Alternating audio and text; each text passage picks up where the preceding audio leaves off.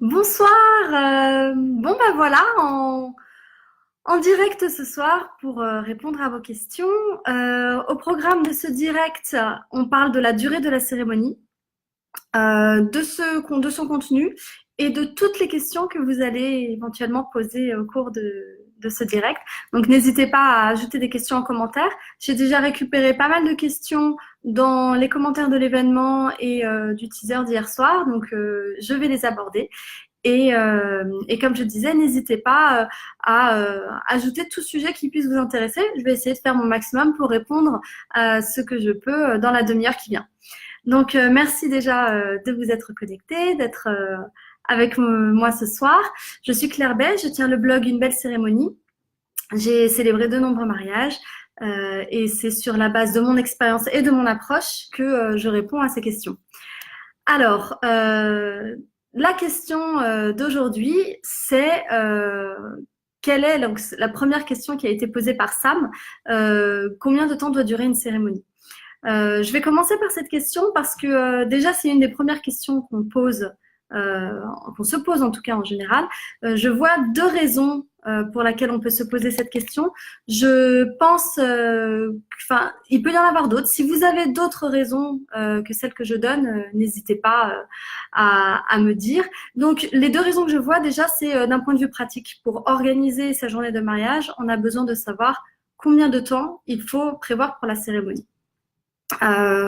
Donc, on se pose assez rapidement la question, est-ce que ça va durer une demi-heure? Est-ce que ça va durer 1 heure et demie?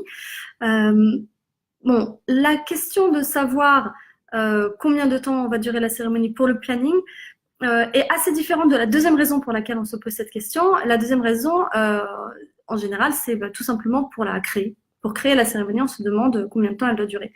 Alors, je vais commencer par cette approche-là. Je vais la remettre en question. Moi, je ne pense pas que pour créer une cérémonie, il faille d'abord décider combien de temps elle doit durer.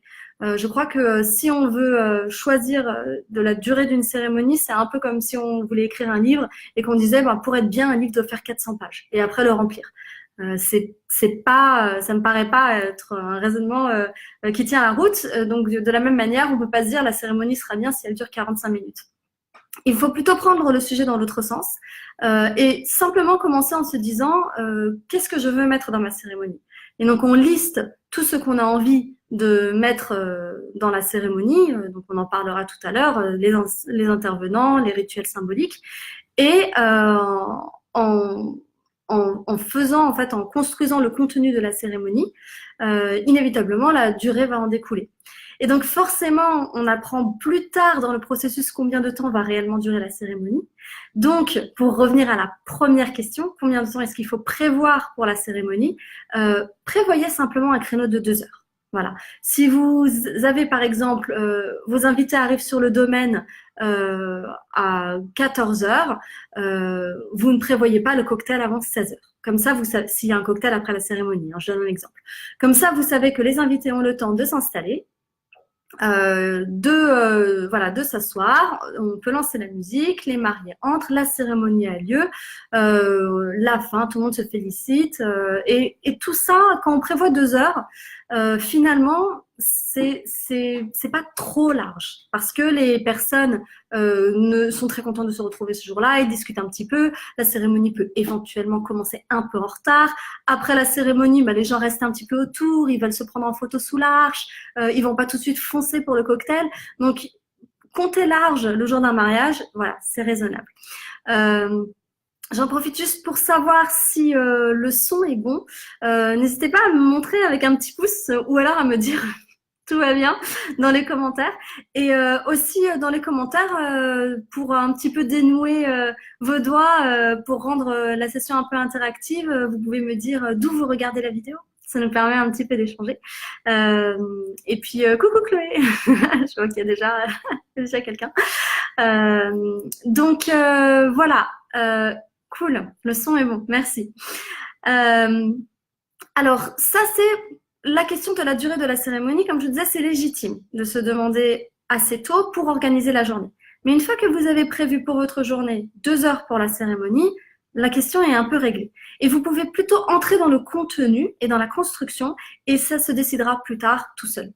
Et une des choses qui va réellement impacter la durée de la cérémonie, ce sont les intervenants. Alors justement, une des questions qui a été posée par, si je me trompe pas, c'était Sophie. Voilà. Donc Sophie m'avait demandé combien de personnes peuvent intervenir. Elle a posé cette question dans le commentaire de l'événement.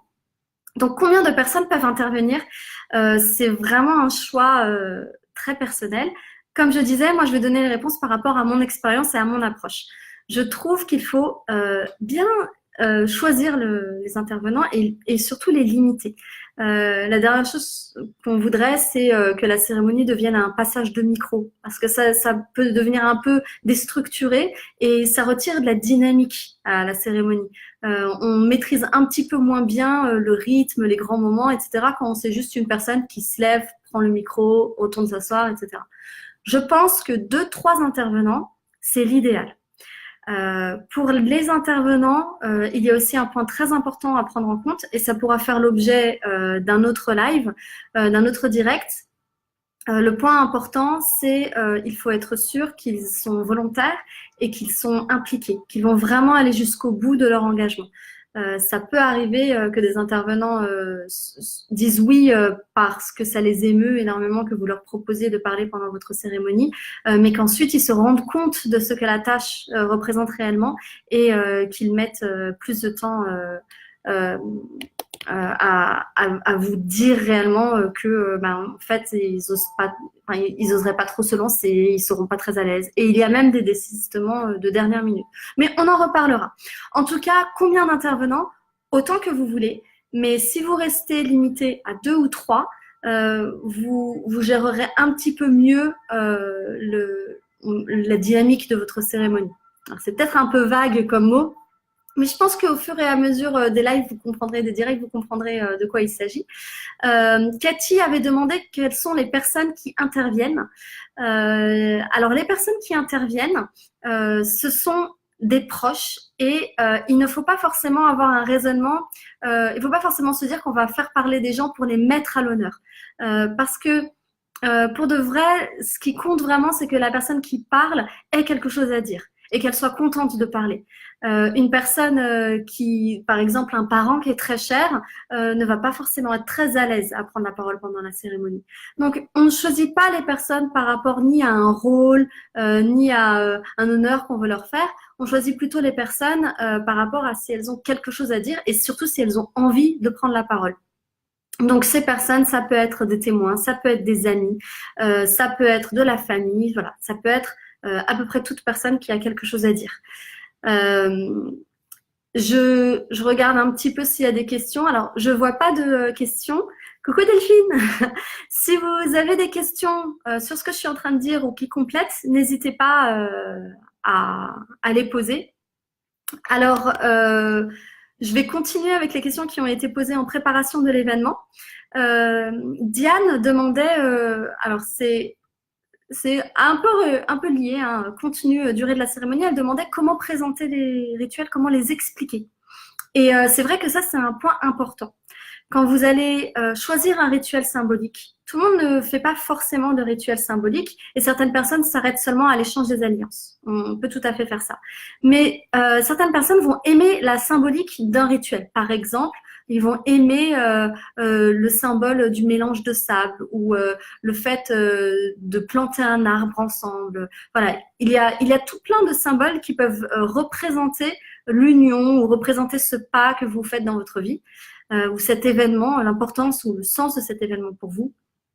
Et du coup, ces rituels, ils sont assez visuels.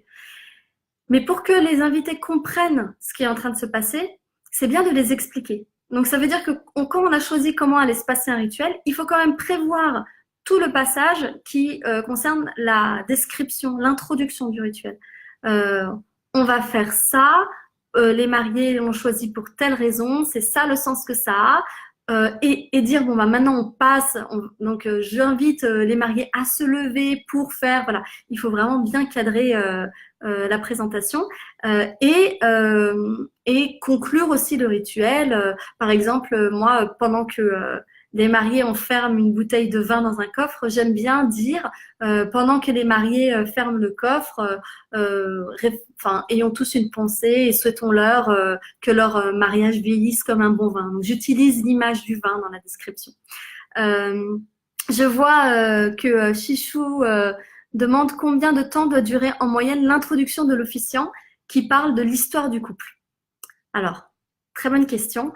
C'est vraiment, à mon avis, propre à ce qui est important pour le couple. Il y a des couples pour qui leur histoire de couple, leur histoire d'amour est vraiment importante. Il y a eu des grands moments, il y a des anecdotes, il y a des choses à raconter. À ce moment-là, vous pouvez bien y passer 5 minutes, 10 minutes. Alors, 5 minutes, c'est très très long en monologue. Hein. Donc, il faut vraiment penser comme ça. Une durée de 5 minutes, c'est beaucoup. Donc, je vais vous dire par exemple, on va y consacrer du temps, on va y consacrer 5 minutes. Ça, c'est s'il y a beaucoup de choses à dire.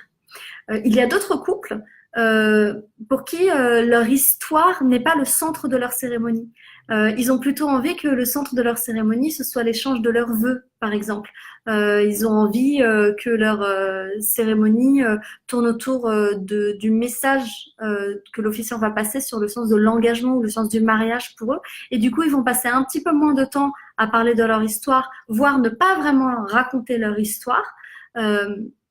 Surtout que ça dépend aussi des personnes qui sont là, mais parfois tout le monde est au courant de l'histoire des mariés. Et donc, ils ressentent pas forcément le besoin de faire une session de révision. Donc, à ce moment-là, ils font pas trop cette partie-là. Mais si votre histoire est importante pour vous, oui, plongez-vous dedans.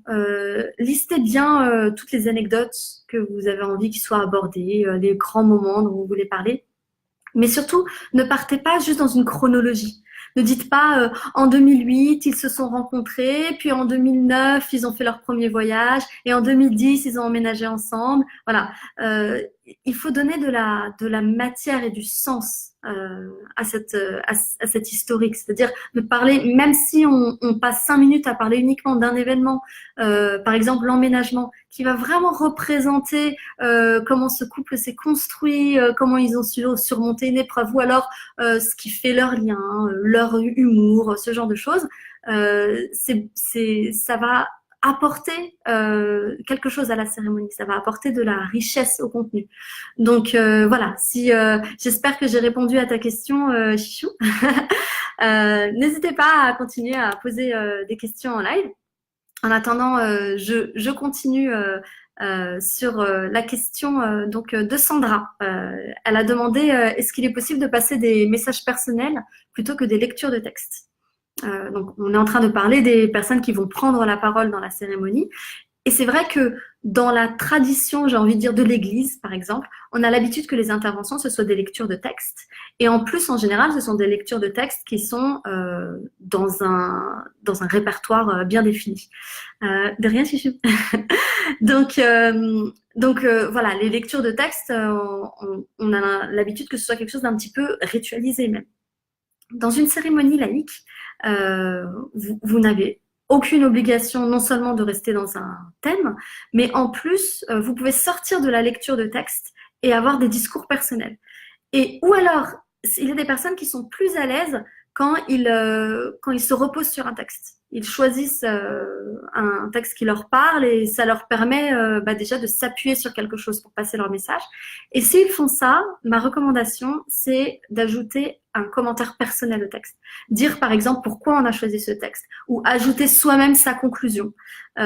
Et comme ça fait un peu moins personnel, mais ça permet quand même à la personne de se protéger un petit peu. Voilà, elle-même, on peut quand même... Ça aide, voilà, d'avoir un texte parfois.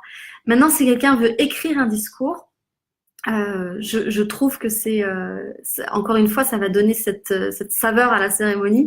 Donc, il faut pas hésiter à se lancer dedans. Mais pareil, le discours, ça doit surtout pas être une succession de faits. Et il ne faut pas que chaque intervenant reprenne l'histoire du couple. Je les ai rencontrés en telle année et ils ont emménagé en telle année. Et voilà. Donc, il faut vraiment choisir un angle à chaque fois pour le discours. Et donc, pour ce sujet, on pourra l'aborder aussi dans un autre direct.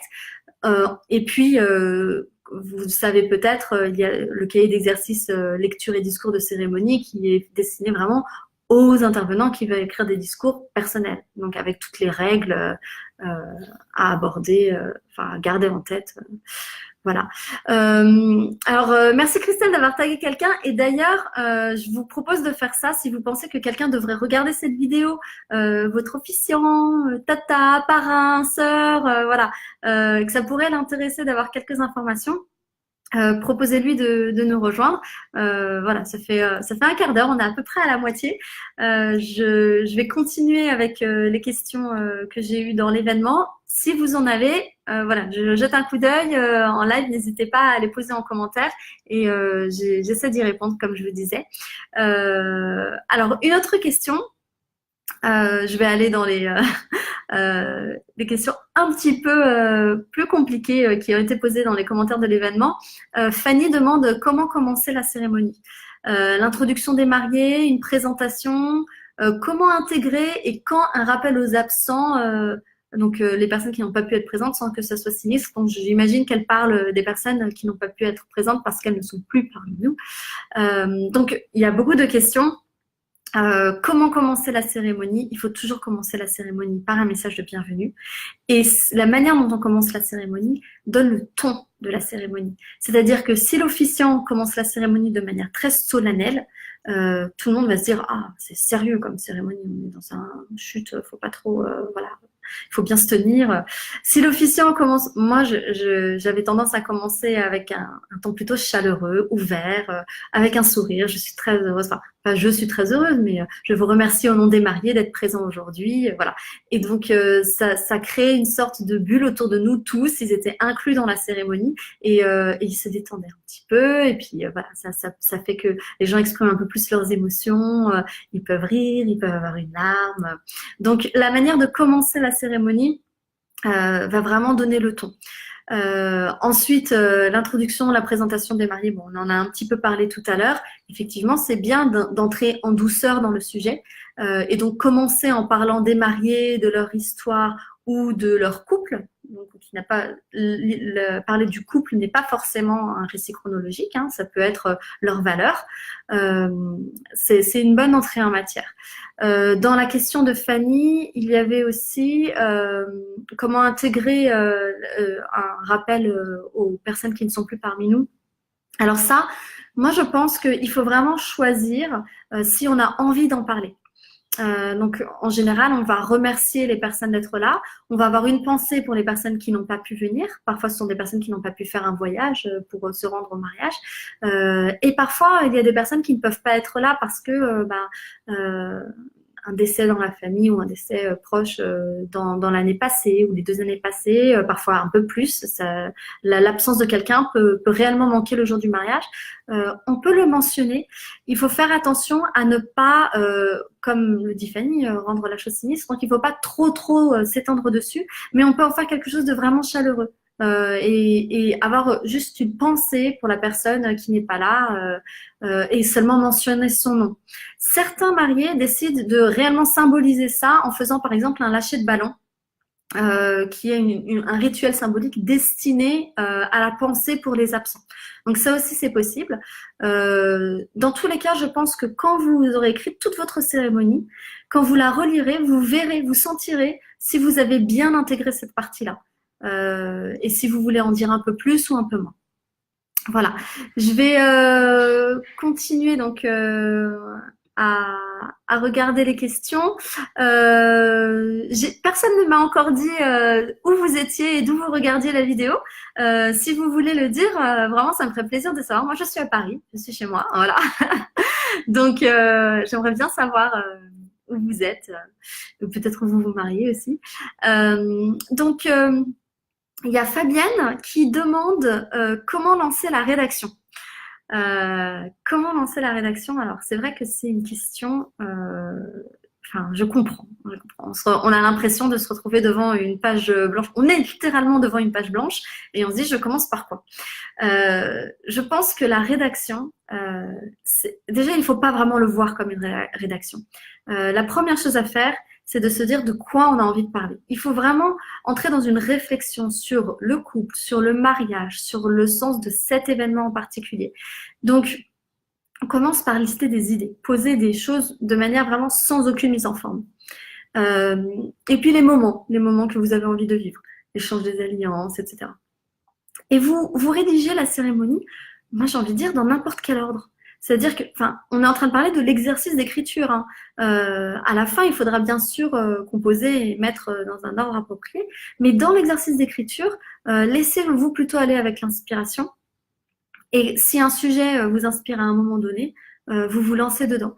Je pense que ce qui peut parfois un petit peu bloquer, c'est le fait de se dire, quand on commence à écrire, est-ce que j'écris bien?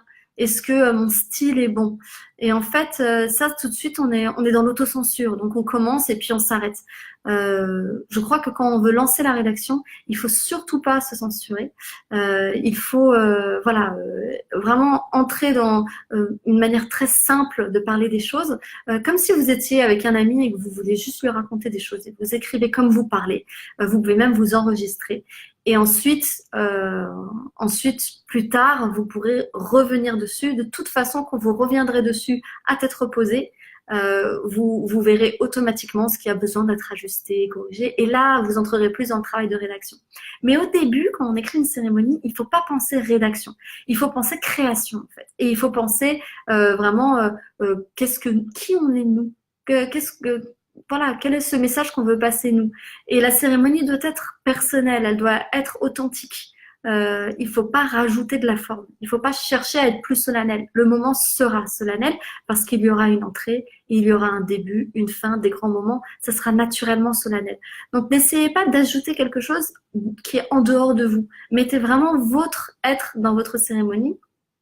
Et elle sera très très bien parce qu'elle résonnera avec toutes les personnes présentes. Et les personnes regarderont et diront ah oui je reconnais Christelle, je reconnais voilà Delphine. Et c'est ça qui va donner vraiment de l'émotion dans la cérémonie. Alors, je vais regarder s'il me reste quelques questions qui ont été posées en avance. En attendant, je pense que j'arrive vers le bout des questions qui ont été données en avant. Mais on n'est aussi pas très loin de la fin du direct. Donc, si vous avez des questions qui vous viennent ou même des réactions par rapport à ce que j'ai dit, n'hésitez pas à m'en faire part. Et puis, je peux répondre à plus de questions. Voilà, je vois que par rapport aux questions que j'ai reçues hier, enfin ces derniers jours, dans l'événement et sous la vidéo, il y a plus d'autres questions.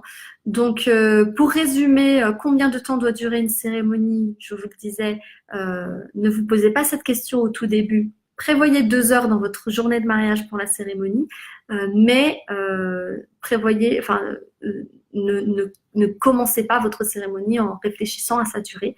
Mettez-vous vraiment à fond dans le contenu. Le contenu, je peux vous le dire en quelques minutes, hein, on parle des textes de l'officiant, donc qui va parler des mariés, qui va parler de l'engagement, qui va parler qui va faire l'union hein, d'une manière ou d'une autre.